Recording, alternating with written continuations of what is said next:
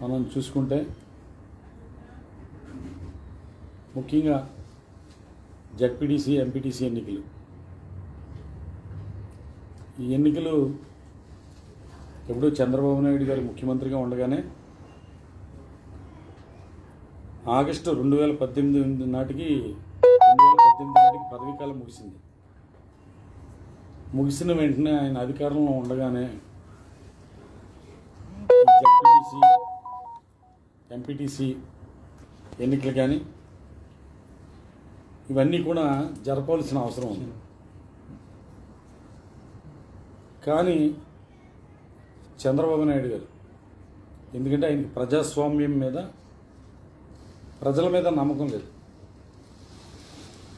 ఆయన 2014 ఎన్నికల్లో సుమారుగా 600 వాగ్దానాలు ఇచ్చి ప్రజలకు అది చేస్తాను ఇది చేస్తానని చెప్పి, అంతేకాకుండా అటు తెలుగుదేశం అటు భారతీయ జనతా పార్టీతోటి ఇటు పార్టీ పెట్టినా కూడా పోటీ చేయకుండా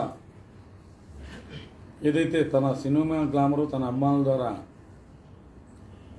ఈ రాష్ట్రంలో ప్రజాహితం కోరే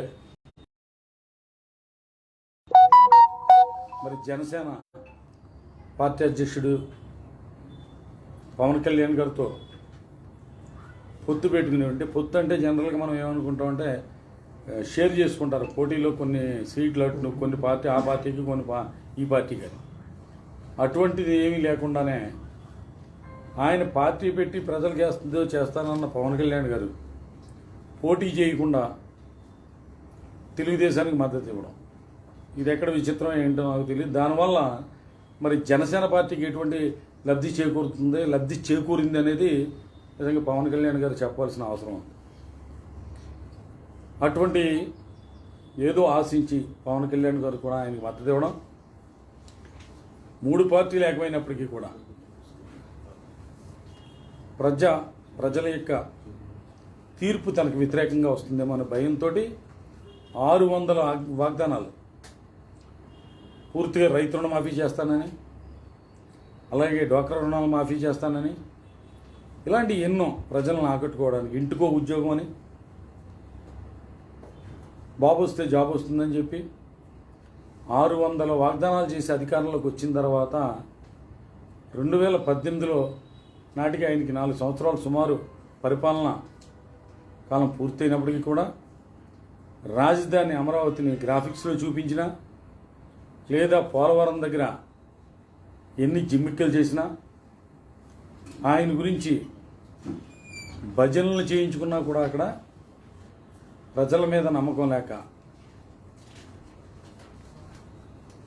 ఏదైతే స్థానిక ఎన్నికలు జెడ్పీటీసీ ఎన్నికలు కానీ ఎంపీటీ మండల పరిషత్ ఎన్నికలు కానీ జరిపించకుండా ఆయన పదవీ కాలాన్ని పూర్తి చేయడం మనం చూసాం. అలాగే మనం చూసుకుంటే కనుక అప్పుడు ఏదైతే ఎన్నికల కమిషనర్గా ఉన్నారో నిమ్మగడ్డ రమేష్ కుమార్ గారు, మరి ప్రజాస్వామ్యబద్ధంగా రాజ్యాంగబద్ధంగా జరగవలసిన ఎన్నికలు చంద్రబాబు నాయుడు గారు జరిపించకపోయినప్పటికీ కూడా ఆయన దాని గురించి ఎప్పుడు కూడా పల్లెత్తి మాట కూడా ఎప్పుడు మాట్లాడలేదు. ఆయనకి ఎప్పుడు కూడా ప్రజాస్వామ్యం కానీ ఎన్నికల విధానం కానీ ఎన్నికల కమిషనర్గా ఉండి ఆయనకి గుర్తే రాల. చాలా చిత్రం అది. కానీ ఏదైతే మార్చి 15, 2020 ఆన్యూహ్యంగా ఎన్నికల ప్రక్రియ అంతకుముందు ప్రకటించి మార్చి 6న జెడ్పీటీసీ ఎంపీటీసీ ఎన్నికలు షెడ్యూల్ ప్రకటించాడు. ఆయన ప్రకటించి మార్చి 15వ తారీఖున రాష్ట్రంలో కరోనాని బూచిగా చూపించి మళ్ళీ చంద్రబాబు నాయుడు గారి డైరెక్షన్తో ఇప్పుడు మళ్ళీ ఎన్నికలు జరిపినా కూడా ఇంకా దారుణమైన ఫలితాలు వస్తాయి. ఎందుకంటే జగన్మోహన్ రెడ్డి గారు ప్రజల ఆమోదంతో, ప్రజల ప్రోత్సాహంతో, ప్రజల మద్దతుతో అధికారంలోకి రావడం జరిగింది. ఇప్పుడు ఆయన ఏదైతే ఇచ్చిన హామీలన్నీ కూడా అమలు చేసే దిశలో ప్రజలు మరింత దగ్గరయ్యారు, ఆ పార్టీని నమ్మారు, ఆ పార్టీకి మరింత దగ్గరయ్యారు. ఇప్పుడు కనుక ఈ ఎన్నికలు జరిగితే కనుక మనకి పార్టీ తుడిచిపెట్టిపోతుంది. ఎందుకంటే 2019 ఎన్నికల్లో మనల్ని 23 సీట్లకే పరిమితం చేశారు కాబట్టి నువ్వు నిలుపుదల చెయ్యాలా అని మరి కోవడం వల్ల ఏంటో మరి నిమ్మగడ్డ రమేష్ కుమార్ గారు దాన్ని మార్చి 15వ తారీఖున కరోనా కారణంగా చూపించి ఎన్నికలు నిలుపుదల చేయడం జరిగింది. విచిత్రం ఏంటంటే ఆ రోజున మన రాష్ట్రంలో కేవలం 3 కరోనా కేసులు నమోదైనవి. ఓన్లీ 3 కేసులు మాత్రమే కరోనా కేసులు నమోదైనవి. అటువంటి పరిస్థితుల్లో ఉద్దేశపూర్వకంగా చంద్రబాబు నాయుడు గారి డైరెక్షన్లో ఆయన నిలుపుదల చేయడమే కాకుండా మార్చి 18, 2020న కేంద్ర హోంశాఖ లేఖ ఆయన ఏంటంటే బాధ్యతాయుతమైన పదవిలో ఉండి ఇది ఫ్యాక్షనిస్ట్ ప్రభుత్వం అని చెప్పి అబాండాలో విపరీత ఆరోపణలు చేస్తూ ఎన్నికలు వాయిదా వేస్తూ కోటి వెత్తివేయకుండా ప్రభుత్వం పరోక్షంగా తన చేతిలోకి తీసుకునే ప్రయత్నం చేశాడు. అంటే దాంట్లో ఎంత కుట్ర దాగా ఉందంటే ఎన్నికలు ప్రకటించింది ఆయన ఓన్లీ 3 కేసుల నేపథ్యం 3 కేసులే ఉన్నప్పుడు కరోనా నేపథ్యంలో ఎన్నికలు నిలుపుదల చేసి కేంద్ర ప్రభుత్వానికి ఒక లేఖ రాసి ఇది ఫ్యాక్షనిస్ట్ ప్రభుత్వం అని, అంతేకాకుండా ఈ ప్రభుత్వం ఎన్నో అక్రమాలకి అన్యాయాలకి పాల్పడుతుందని చెప్పి ఎన్నో ఆరోపణలు ఒక రాజ్యాంగబద్ధమైన పదవిలో ఉండే ఆరోపణలు చేస్తూ ఎన్నికల కోడ్ని కంటిన్యూ చేస్తూ ప్రభుత్వం యొక్క చేతులు కాళ్ళు కట్టేసి ఎటువంటి అభివృద్ధి కార్యక్రమాలు జరగకూడదని, సంక్షేమ ఫలాలు ఏదైతే ఉన్నాయో ఆ ఫలాలన్నీ కూడా ప్రజలకి చేరకుండా ఉండడానికి ఒక కుట్రపూరితమైన లేఖ రాసి దాన్ని నిలుపుదల చేయడం జరిగింది. ఇదంతా కూడా ఎందుకు చెప్తున్నామంటే చంద్రబాబు నాయుడు గారికి కానీ లేదా జనసేన పార్టీకి కానీ వీళ్ళకి ప్రజాస్వామ్యం మీద, ఎన్నికల మీద, ప్రజల మీద లేదా ప్రభుత్వం ఒక మంచి పార్టీగా నమ్మకం ఎలా లేదు, అలాగే ప్రభుత్వం ఏదన్నా చేస్తుందంటే సంక్షేమ కార్యక్రమాలు కానీ అభివృద్ధి కార్యక్రమాలు కానీ ఏ రకంగా అడ్డుకోవాలి అనేది ఒక కుట్రపూరితమైన ఆలోచనలే తప్ప ఈ రాష్ట్రం సమైక్యంగా ఉన్న రాష్ట్రం విడిపోయిన తర్వాత ఆంధ్రప్రదేశ్ని అభివృద్ధి చేద్దాం, దానికి ప్రజలు ఏదైతే మద్దతు ఇచ్చారో ఆ ప్రభుత్వానికి మనం మద్దతుగా నిలబడదాం, ఇది మన రాష్ట్రం, మనం అన్యాయంగా మరి రాజధాని లేకుండా మనల్ని ఎడగొట్టారు అని చెప్పి ఒక ఆలోచన కానీ ఈ రాష్ట్రం పట్ల అభిమానం కానీ ఈ రాష్ట్ర ప్రజల పట్ల ఒక అంకితభావం కానీ ఎటువంటిది లేకుండా కుట్రలే నేపథ్యంగా చేసుకుంది. ఎందుకంటే చంద్రబాబు నాయుడు గారు పుట్టిందే మరి ఆయన కుట్రలు చేయడానికి. ముఖ్యంగా కాంగ్రెస్లో ఉన్న వ్యక్తి తన మామ ముఖ్యమంత్రి అవగానే ఆ పార్టీలోకి వెళ్ళి ఆ పార్టీలో కొంతకాలం ఉండి గ్రూపులు కట్టి ఎన్టీ రామారావు గారిని ఎన్నుపోటు పొడిచి ముఖ్యమంత్రి పదవిని మరి లాక్కోవడమే కాదు, ఎన్టీ రామారావు గారు స్థాపించిన తెలుగుదేశం పార్టీని కూడా ఆయన లాక్కోవడం చూసాం. అదే రకమైన ఆలోచన, ఆ ఆలోచన అనేది చంద్రబాబు నాయుడు గారికి ఎప్పటికీ, ఎందుకంటే పుట్టుకతోటి వచ్చిన బుద్ధి పుడకలతోటే పోవాలంటారు, ఈయనకి ఆ బుద్ధి పోదు. దానికి సహాయ సహకారాలు ఎవరంటే స్పాన్సరింగ్ అన్ని రకాలుగా అండగా నిలబడేది మన పవన్ కళ్యాణ్ గారు.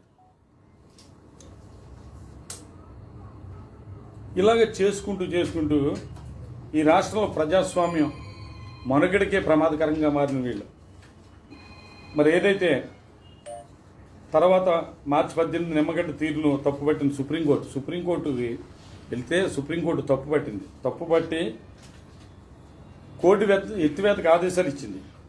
ప్రభుత్వంతో సంప్రదింపులు జరిపి ఎన్నికలు పూర్తి చేయాలని సర్వోన్నత న్యాయస్థానం మరి సుప్రీంకోర్టు ఆదేశించింది. జనవరి 13న టీడీపీ అలా ఇచ్చిన తర్వాత ఏం జరిగిందంటే టీడీపీ మాజీ నేతలు జనవరి 13న సుజనా చౌదరి హైదరాబాద్ స్టార్ హోటల్లో నిమ్మగడ్డతో రహస్య భేటీ అయింది. ఇదంతా కూడా రాష్ట్ర ప్రజలందరూ కూడా గమనించారు. బయటకు ఆయన ఏదైతే రహస్య భేటీ ఉందో ఆ భేటీకి సంబంధించిన సీసీ ఫుటేజీలన్నీ కూడా మీడియాలో రావడం జరిగింది.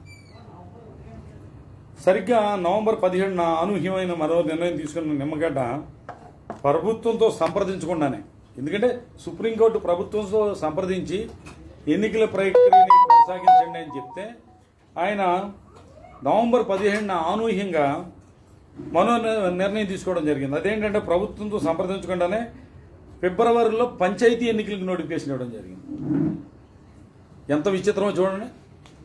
ఏంటంటే జడ్పీటీసీ ఎంపీటీసీ ఎన్నికలను కరోనా పేరుతోటి నిలుపుదల చేసేసి తర్వాత ప్రజాస్వామ్యవాదులు సుప్రీంకోర్టుకి వెళ్తే సుప్రీంకోర్టు ప్రభుత్వంతో సంప్రదించి ఎన్నికలు నిర్వహించాలని చెప్పంటే ఆ ఎన్నికలు నిర్వహించకుండా మరి నవంబర్ 15వ తారీఖున ఏదైతే తనిచ్చాడో కరోనా కేసులు లేనప్పటికీ కూడా నోటిఫికేషన్ ఇచ్చింది ఆయనే, కరోనా కేసులు వంకచెప్పి మా ఎన్నికలు ఆపేసింది ఆయనే. అలాగే సుప్రీంకోర్టు ఆదేశించడం కూడా సుప్రీంకోర్టు కోర్టు ధిక్కారం చేస్తూ ఆ ఎన్నికలు నిర్వహించకుండా పంచాయతీ ఎన్నికల నోటిఫికేషన్ ఇవ్వడం ఇది ఎంత విచిత్రంగా ఉందంటే అంత చిత్రంగా ఉంది. ఇదంతా కూడా ఏంటంటే స్క్రీన్ పై డైరెక్షన్ అంతా కూడా చంద్రబాబు నాయుడు గారి డైరెక్షన్లో జరుగుతుందన్నది కూడా మనకు క్లియర్గా అర్థమైంది. పోతే పంచాయతీ ఎన్నికలకు సంబంధించి మళ్ళీ నోటిఫికేషన్ ఇచ్చిన తర్వాత 2021 ఫిబ్రవరి 9, 13, 17, 27 తేదీల్లో 4 దశల్లో పంచాయతీ ఎన్నికలు నిర్వహిస్తే దీంట్లో వైఎస్ఆర్సీపీ మద్దతుదారులు ఈ రాష్ట్రంలో పంచాయతీల్లో ఇంచుమించు 100% విజయాన్ని సాధించడం జరిగింది. 190% విజయం సాధించిన తర్వాత మున్సిపల్ ఎన్నికలు జరిగినాయి. మున్సిపల్ ఎన్నికల్లో కూడా ఇంచుమించుగా మున్సిపల్ ఎన్నికల్లో ఈయన చేసిన నిర్వాహకం ఏంటంటే రీనామినేషన్కి ఇనానమస్గా అయిపోయిన చోట రీనామినేషన్కి 14 మందికి అవకాశం కల్పిస్తూ నిమ్మగడ్డ నిర్ణయం తీసుకోవడం జరిగింది. ఇనానమస్ అయిన కాడ 14 మందికి మళ్ళీ రీనామినేషన్ వేయడానికి అవకాశం ఇవ్వడం, దాన్ని హైకోర్టు కొట్టేసిన కాడ ఈ పార్టీకి తెలుగుదేశం పార్టీకి కానీ నిమ్మగడ్డ రమేష్ కుమార్ గారికి కానీ ఎటువంటి సిగ్గు ఎగ్గు లేకుండా ఏదైతే రాజ్యాంగ పదవిని అడ్డం పెట్టుకుని ఈ రాష్ట్రంలో ప్రజాస్వామ్యాన్ని కూనీ చేయడానికి నిరంతరం కూడా చంద్రబాబు నాయుడు గారి డైరెక్షన్లోనూ పవన్ కళ్యాణ్ డైరెక్షన్లో ఆయన అలా ముందుకి కొనసాగుతూనే ఉండటం జరిగింది. మళ్ళీ మనం చూసుకుంటే మార్చి 10, 2021 75 మున్సిపాలిటీలు 12 మున్సిపల్ కార్పొరేషన్లకు ఎన్నికలు జరిగితే మార్చి 14న కౌంటింగ్. ఒకే ఒక్క మున్సిపాలిటీ తప్ప అన్ని చోట్ల కూడా వైఎస్ఆర్సీపీ ఘన విజయం సాధించింది. అన్ని చోట్ల కూడా ఘన విజయం సాధించిన తర్వాత మార్చి 17న ఏకగ్రీవంగా ఎన్నికైన జడ్పీటీసీ ఎంపీటీసీ అభ్యర్థులను వెంటనే డిక్లరేషన్ ఇవ్వాలని ఎస్సీసీ నిమ్మగడ్డకు హైకోర్టుకి ఇచ్చింది. గతంలో ఏదైతే నిలుపుదల చేశాడో జడ్పీటీసీ ఎన్నికలు కానీ ఎంపీటీసీ ఎన్నికలు కానీ ఆ నిలుపుదల చేసిన ఎన్నికలు కొంతమంది అప్పటికే నామినేషన్లు వేసి ఎనానమస్ అయినాయి ఉన్నాయి. దానికి సంబంధించి వాళ్ళందరికీ కూడా డిక్లరేషన్ ఇవ్వమని అడిగితే దానికి డిక్లరేషన్ ఇవ్వకుండా తాత్సారం చేసి జడ్పీటీసీ ఎంపీటీసీ ఎన్నికల నిర్వహణకు తగిన సమయం లేదని అంటూ మార్చి 31న పదవీకాలం వీడియోతో తప్పుకున్నాడు నిమ్మగడ్డ రమేష్ కుమార్ గారు. కొత్తగా సిఎస్సిగా ఎన్నికల కమిషనర్గా నీలం సాహ్ని నియామకమై ఏప్రిల్ 8వ తారీఖున జడ్పీటీసీ ఎంపీటీసీ ఎన్నికలు 2021ని మరి పోలింగ్ జరిపితే జడ్పీటీసీ ఎంపీటీసీ ఎన్నికలపై మళ్ళీ కోర్టులో టీడీపీ జనసేన మళ్ళీ టీడీపీ జనసేన కోర్టులో వేయడం, పిటిషన్ వేయడం. మే 31న 2021 జడ్పీటీసీ ఎంపీటీసీ ఎన్నికలు రద్దు చేస్తూ హైకోర్టు సింగిల్ జడ్జి తీర్పు. ఎన్నికల నియమావళి పాటించలేదన్న సింగిల్ జడ్జి సెప్టెంబర్ 16న సింగిల్ జడ్జి తీర్పును కొట్టివేస్తూ చీఫ్ జస్టిస్ నేతృత్వంలోని ధర్మాసనం సెప్టెంబర్ 19, 2021న ఎన్నికల కౌంటింగ్కు రాష్ట్ర ఎన్నికల సంఘానికి ఆదేశాలు ఇవ్వడం. ముఖ్యంగా జడ్పీటీసీ ఎన్నికలకు సంబంధించి సెప్టెంబర్ 19న ఎన్నికలు జరిగితే ఈ ఎన్నికల్లో మరి ప్రజలందరూ కూడా జగన్మోహన్ రెడ్డి గారి పక్షాన ఉన్నాం మేము.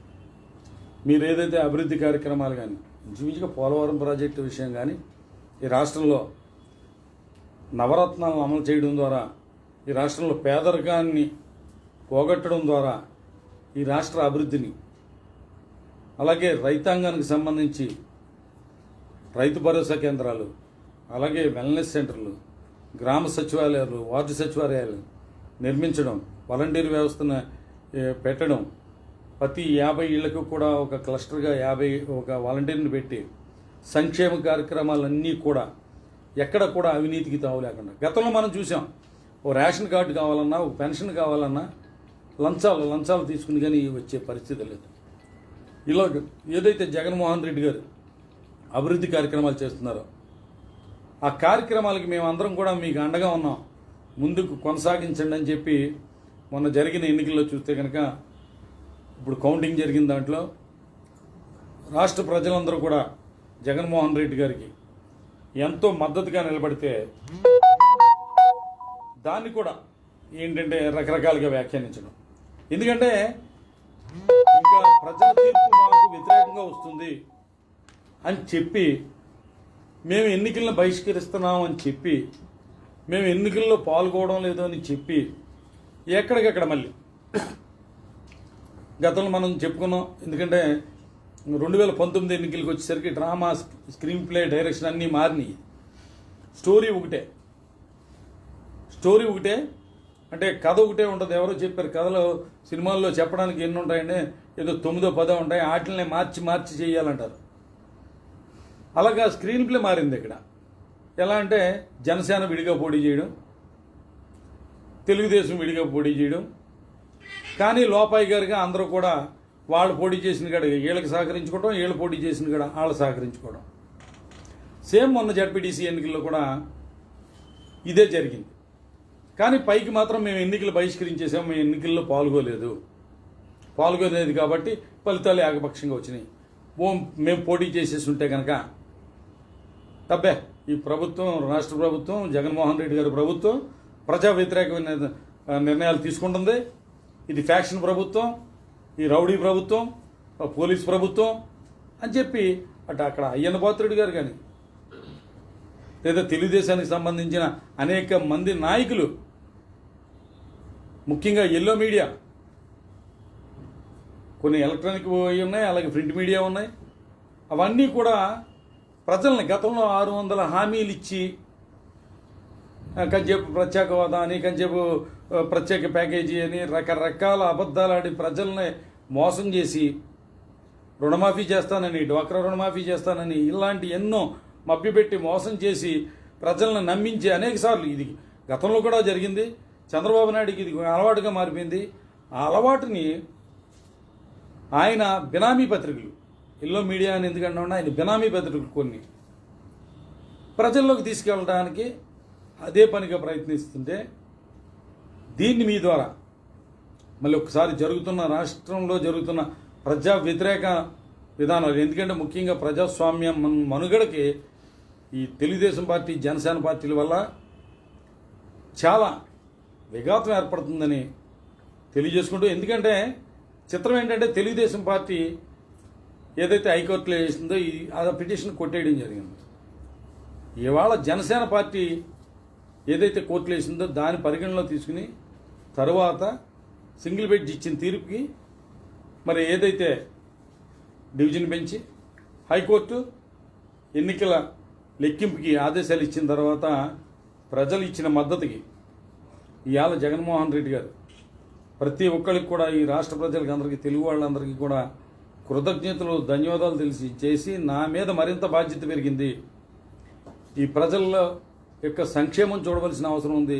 ప్రతి కుటుంబాన్ని కూడా ఆర్థికంగా బలోపేతం చేయాలి. బడుగు బలహీన వర్గాలు, పేదలు, రైతుల్ని, అన్ని వర్గాలని కూడా ఈ రాష్ట్రం నుంచి పేదరికాన్ని నెట్టివేయాలి.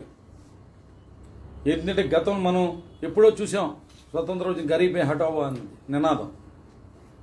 ఆ నినాదాన్ని, గ్రామ స్వరాజ్యాన్ని ఒక విప్లవాత్మకమైన నిర్ణయాల ద్వారా యువతకి, గతంలో బాబు వస్తే జాబ్ వస్తానంటే ఒక ఉద్యోగం కూడా ఇవ్వాల. జగన్మోహన్ రెడ్డి గారు ముఖ్యమంత్రి అయిన తర్వాత సుమారు 4 లక్షల మందికి అటు వాలంటీర్లు కానీ, సచివాలయ సిబ్బందికి కానీ ఉద్యోగాలు ఇచ్చి ఒక జాబ్ క్యాలెండర్లు ప్రకటించిన, లేదంటే కనుక ఏ ఒక్క మంచి కార్యక్రమం చేసినా కూడా దుష్ప్రచారం చేస్తూ ప్రజల్లోకి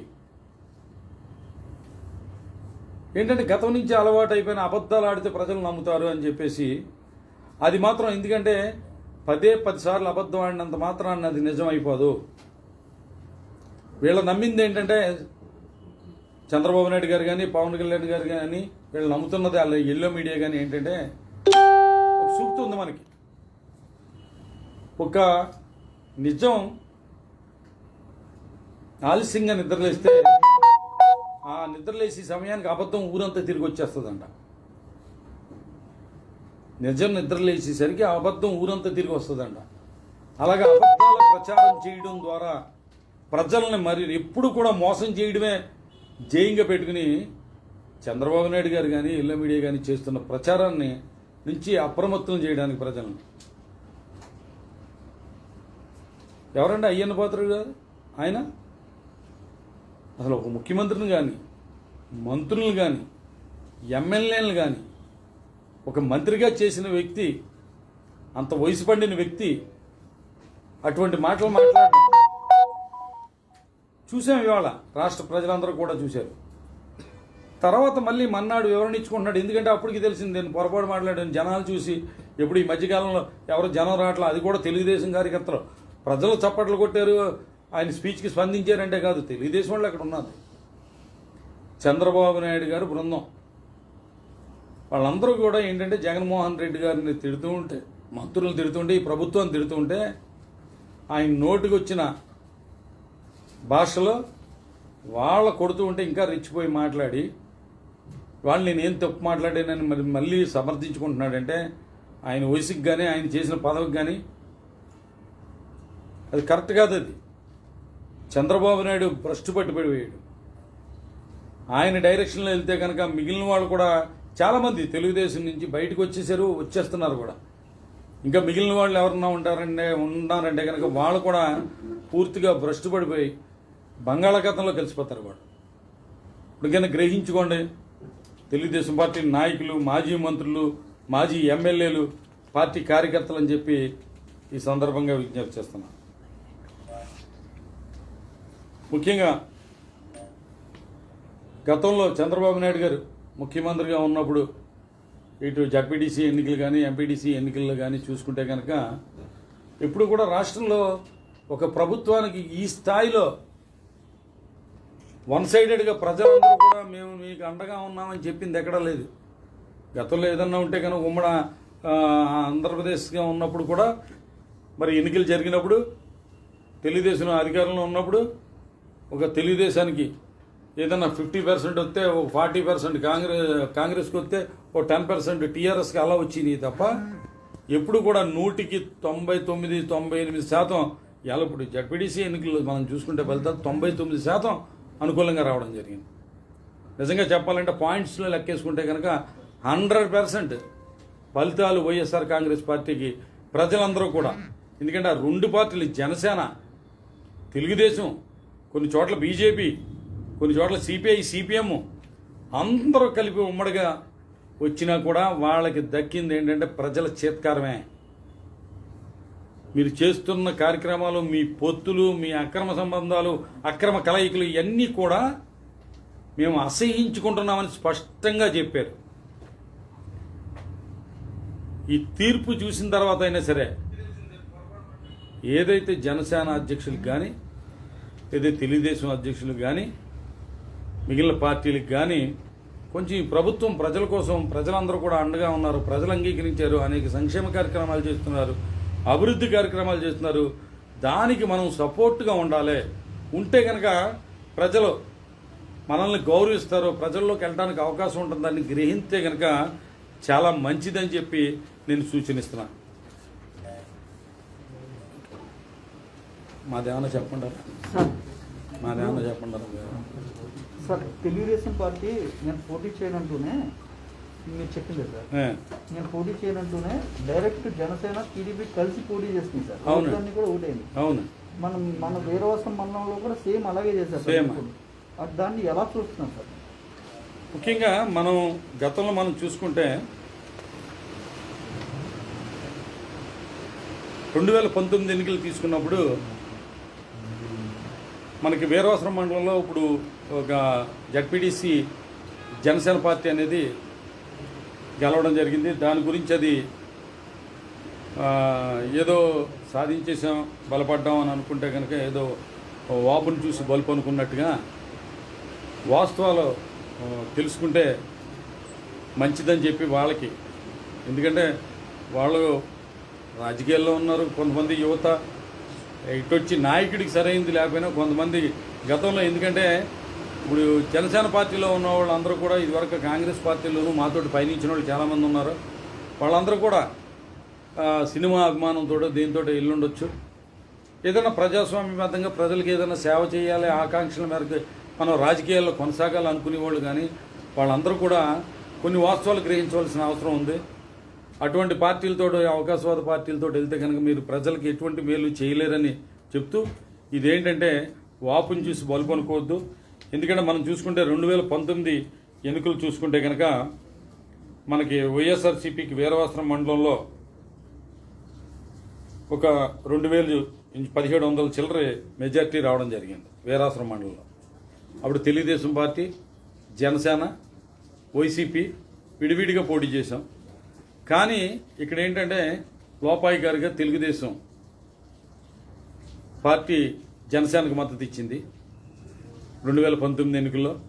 అందుకే తెలుగుదేశం ఎంపీకి భీమవరం నియోజకవర్గంలో 65,000 ఓట్లు వస్తే పాపం తెలుగుదేశం ఎమ్మెల్యేకి 52,000 ఓట్లు వచ్చినాయి. అలాగే జనసేన పార్టీ పార్లమెంట్ అభ్యర్థికి 52,000, అంటే సుమారుగా చెప్తున్నాను ఒక 200-300 అటు ఇటులో ఉంటాయి, 52,000 ఓట్లు వస్తే జనసేన ఎమ్మెల్యే అభ్యర్థి పవన్ కళ్యాణ్ గారికి 62,000 ఓట్లు వచ్చినాయి.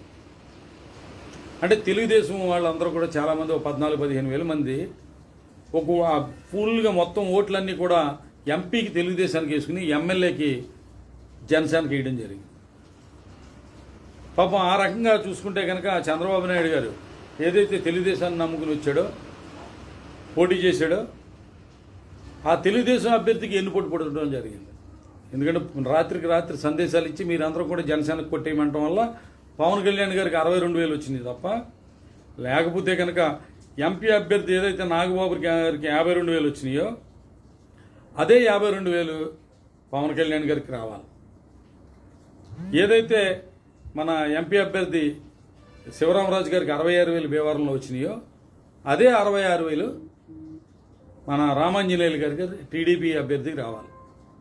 కానీ ఇక్కడ ఏంటంటే ఈ సంబంధం ఎలా ఉన్నదంటే విడివిడిగా పోటీ చేస్తున్నామని కలిసి ఇటువంటి నాటకాలు ఇవన్నీ కూడా ప్రజలు గ్రహించారు కాబట్టి మొన్న ఎన్నికల్లో మనల్ని గెలిపించడం జరిగింది. మనం వీరాసరం మండలానికి తీసుకుంటే కనుక 16,090 కోట్లు వచ్చినాయి మనకు 2019 ఎన్నికల్లో. ఇప్పుడు మనం చూసుకుంటే మన అభ్యర్థికి 15,569 ఓట్లు వచ్చినాయి. అంటే సుమారుగా ఒక 500 ఓట్లు మాత్రమే తక్కువ వచ్చినాయి. అలాగే మనం జనసేన, టీడీపీ రెండిట్ల ఓట్లు చూసుకుంటే కనుక ఇప్పుడు వచ్చినాయి 18,000 ఓట్లు, అప్పుడు వచ్చినాయి 26,838 ఓట్లు. మన అభ్యర్థికి గతంలో 2019లో వచ్చిన ఓట్లు 500 ఓట్లు మాత్రమే తగ్గితే, ఇక్కడ తెలుగుదేశం జనసేన కలిపి పోటీ చేసినాయి. అక్కడ జడ్పీటీసీ అభ్యర్థికి జనసేనకి వేయాలని, ఎంపీపీకి తెలుగుదేశానికి వేయాలని ఒప్పందంతో కలిసి పనిచేయడం జరిగింది. ఇలాగ చేస్తే వాళ్ళు 25,000 గతంలో 26,838 2019 ఎన్నికల్లో వస్తే కలిపి ఆ రెండింటికి కలిపి అంటే జనసేనకు వచ్చి 14,310, టీడీపీకి వచ్చి 12,528, రెండు కలిపితే 26,838. ఈ 26,838కి ఈ రోజున జనసేనకు వచ్చినాయి ఎంత అంటే 18,010 ఓట్లు వచ్చినాయి సుమారుగా. అంటే పోస్టల్ ఓట్లు అవి కలుపుకోవాల్సి ఉంటుందేమో. అంటే 8,828 ఓట్లలో కోల్పోవడం జరిగింది. పోలింగ్ శాతం తగ్గింది సుమారుగా. పోలింగ్ శాతం గతంలో 42,900 చిల్లర పోలింగ్ అయితే ఇప్పుడు సుమారు 30,000 చిల్లర 34,914 ఓట్లు పోలైనవి. పోలింగ్ శాతం తగ్గిపోయినప్పటికీ కూడా వైఎస్ఆర్సీపీకి 500 ఓట్లు తేడా వచ్చినాయి. అంటే కనుక దీనికి కారణం ఏంటంటే ముఖ్యంగా మధ్యలో ఎన్నికలు నిలుపుదల చేయడం, మన జడ్పీటీసీ అభ్యర్థికి, అలాగే మన ఎంపీటీసీ అభ్యర్థులకి, అలాగే మన పార్టీ నాయకులకి, కార్యకర్తలకి ఒక కోఆర్డినేషన్ లేకపోవడం, కమ్యూనికేషన్ లేకపోవడం, తర్వాత మన పార్టీ ఇన్ని అభివృద్ధి కార్యక్రమాలు చేస్తుంది కదా అని చెప్పి కొంచెం నిర్లక్ష్యంగా ఉండడం, తర్వాత ఎన్నికలు ఏదైతే ఇది ఎన్నికలు జరిపించుకోమని కోర్టు ఇచ్చిన తర్వాత చాలా తక్కువ సమయం ఉండడం, నిజంగా ఆ మండలంలో కానీ ఈ మండలంలో కానీ ఒకరోజే నేను పర్యటించడం, ప్రజల్లోకి మళ్ళీ మా కార్యక్రమాలను అక్కడ తీసుకెళ్ళలేకపోవడం, కొన్ని చోట్ల అభ్యర్థులు కూడా ఎంపీడీసీ అభ్యర్థులు సరిగ్గా ప్రజల్లోకి వెళ్ళి పనిచేయకపోవడం, ఎందుకంటే ఇదంతా కూడా ఇదే రకమైన లబ్ధిని పొందాలని చూశారు. చాలా చోట్ల కన్నా కూడా వీరవాసరం మండలంలో అయితే కనుక తెలుగుదేశం పార్టీని జనసేన పార్టీ చాలా చాలా చాలా ఐకమత్యంగా గట్టిగా పనిచేసి, ఎందుకంటే యాక్చువల్గా మనం చూసుకుంటే గతం కన్నా కూడా 8,800 చిల్లర ఓట్లు కోల్పోయారు వాళ్ళు.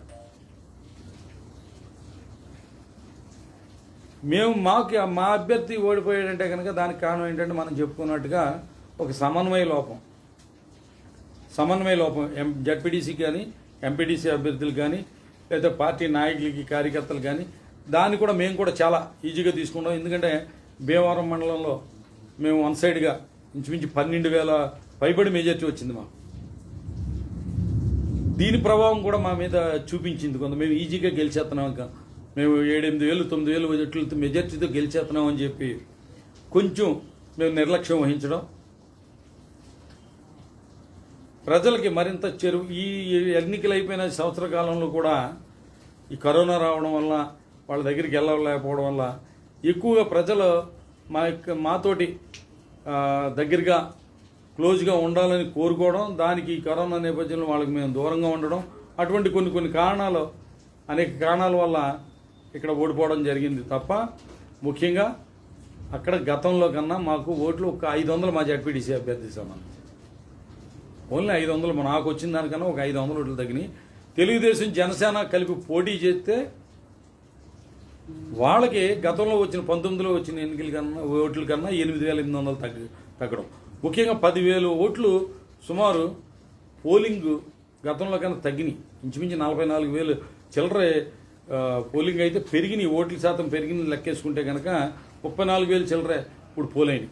అంటే సుమారు 10,000 పెరిగిన ఓట్లతో చూసుకుంటే 12,000 ఓట్ల వరకు పెరిగినాయి. నిజంగా మా ఓట్లు మాకైతే అనుకూలంగా ఉన్న ఓట్లని మేము పోల్ చేయించుకోవడంలో విఫలమైపోయాం. అదే భీమవరం మండలంలో మా ఓటుని మేము పోల్ చేయించుకోగలిగాం. అక్కడ ఏంటంటే ఈ కమ్యూనికేషన్ లేకపోవడం వల్ల మా ఓటు మేము పోల్ చేయించుకోలేకపోయాం. ఆ పోల్ చేయించుకోకపోవడం వల్ల మా అభ్యర్థి అలాగే మండలం ఎంపీపీని కోల్పోవడం జరిగింది తప్ప, ఇది గనక మరి వాపుని చూసి బల్పనుకుని ఇది అనుకుంటే కనుక భవిష్యత్తులో మళ్ళీ మేము నిరూపించుకుంటాం. రాబోతున్నాయి, రేపు మున్సిపల్ ఎన్నికలు రాబోతున్నాయి. మున్సిపల్ ఎన్నికల్లో ఏంటన్నది మా పార్టీకి ప్రజల్లో ఏం మద్దతు ఉంది, వాళ్ళతో ఛాలెంజ్లు అయ్యి చేస్తలా. ప్రజల్లో ఎవరికి మద్దతు ఉంది, ఎన్నికలు ఏంటంటే నిదర్శనం ఏంటంటే ప్రజలు ఎవరికి ఇస్తారు అవకాశం, మీరు బాగా పరిపాలిస్తున్నారా లేదా ఏంటంటే ఇవాళ మా నాయకుడిని చూసి అలాగే మా పార్టీ కార్యకర్తలు కానీ మేము కానీ నిరంతరం ప్రజలకు చేస్తున్న దాన్ని బట్టి మాకు ఎటువంటి తీర్పు వస్తుందన్నది రేపు మళ్ళీ ఒకసారి మున్సిపల్ ఎన్నికల్లో మేము చూపిస్తామని చెప్పి ప్రజల మద్దతు పూర్తిగా మాకుంది. రాష్ట్ర వ్యాప్తంగా ఇది జరిగి తీరింది. ఎక్కడన్నా ఒక చోట మన ఆచండ్రలో ఒక జడ్పీడీసీ తెలుగుదేశం గెలవడం జరిగింది, అలాగే ఇక్కడ జనసేన జరిగింది. దానికి కొన్ని కారణాల వల్ల జరిగింది తప్ప ప్రజలైతే కనుక మా పక్షానే ఉన్నారని రాష్ట్రంలోనే కాదు మన భీమవరం మండలంలో వచ్చిన మెజార్టీనే మనకు నిరూపిస్తుందని చెప్పి ఈ సందర్భంగా తెలియజేసుకుంటాం. ఇంకా చాలా ఇచ్చేసారు, అరగంట